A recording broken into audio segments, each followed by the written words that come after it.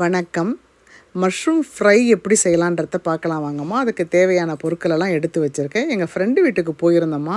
அவங்க இந்த முறையில் செய்து கொடுத்தாங்க. டேஸ்ட்டு ரொம்ப நல்லா இருந்தது. செய்முறை கேட்டுட்டு வந்துட்டு நாங்களும் அதன்படி செய்தோம். எப்படி செய்யலான்னு பார்க்கலாம் வாங்க.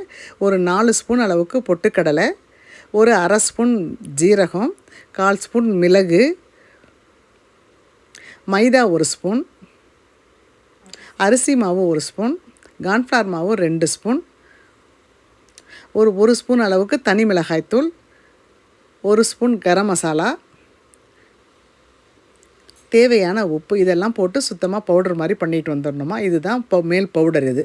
இப்போ மஷ்ரூமை சுத்தமாக கழுவி 2ஆக கட் பண்ணிக்கோங்க. பிரியப்பட்டிங்கன்னா முழுசாக கூட போட்டுக்கலாம். நாங்கள் 2 கட் பண்ணிட்டோமா அதை. அந்த மஷ்ரூம் மேலே ஒரே ஒரு பச்சை மிளகா, ஒரு சின்ன துண்டு இஞ்சி, 2 பூண்டு பல் நல்லா நசுக்கி அதோட சேர்த்துக்கணுமா. பூண்டு, இஞ்சி, ஒரு பச்சை மிளகா, 1 ஸ்பூன் தயிர். இதுக்கு கொஞ்சம் தேவையான அளவுக்கு உப்பு போட்டுக்கங்கம்மா.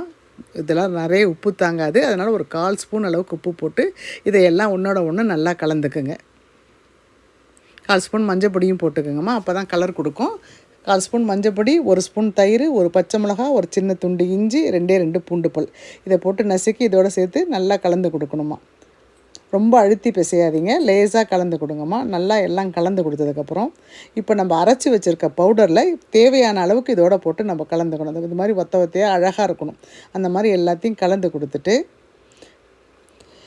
காஞ்ச வெந்தயக்கீரை கொஞ்சம் சேர்த்துக்குங்கம்மா. அதுதான் இதுக்கு ரொம்ப நல்ல டேஸ்ட்டாக இருக்கும். நான் கொத்தமல்லி தழை போட்டுட்ருக்கேன். காஞ்ச வெந்தயக்கீரை போட்டிங்கன்னா ரொம்ப சூப்பராக இருக்குமா. அதை கொஞ்சம் போட்டுக்குங்க. போட்டுக்கிட்டு இப்போ நம்ம அரைச்சி வச்ச பவுடர் இந்த மாதிரி இருக்கும். இந்த பவுடர் நம்ம ஃப்ரிட்ஜில் வச்சுட்டு 10 நாள் கூட யூஸ் பண்ணிக்கலாமா. இந்த பவுடரில் 4 ஸ்பூன் அளவுக்கு நான் கலந்துக்கிட்டேம்மா. இந்த ஒரு டப்பா வாங்கினோம் நாங்கள். அந்த ஒரு டப்பா ஒரு பாக்ஸ் மஷ்ரூமுக்கு 4 ஸ்பூன் அளவுக்கு நான் அந்த நம்ம அரைச்ச மசாலா பவுடரை சேர்த்துக்கிட்டோமா.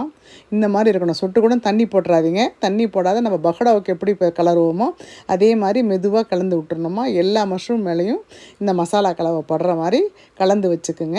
இப்போ அடுப்பை பற்ற வச்சு ஒரு வானல் வச்சு எண்ணெய் போடுங்கம்மா. எண்ணெய் போட்டு அந்த எண்ணெய் மிதமான தீயில ஒன்றா போட்டு பொரித்து எடுத்துடணுமா. ரொம்ப சூப்பராக இருந்ததுமா அந்த டேஸ்ட்டு. நம்ம ஊர் பக்கம்லாம் இப்படி செய்ய மாட்டோம். நம்ம மெத்தடு வேறு, இது பெங்களூர் மெத்தடுமா. இது ரொம்ப அருமையாக இருந்தது.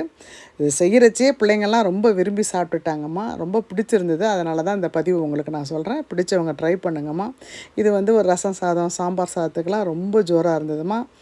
பிடிச்சவங்க ட்ரை பண்ணுங்கம்மா. ட்ரை பண்ணி பார்த்துட்டு ஃபீட்பேக்கை எனக்கு கண்டிப்பாக கமெண்டில் சொல்லுங்கம்மா. அனைவருக்கும் நன்றி, வணக்கம்.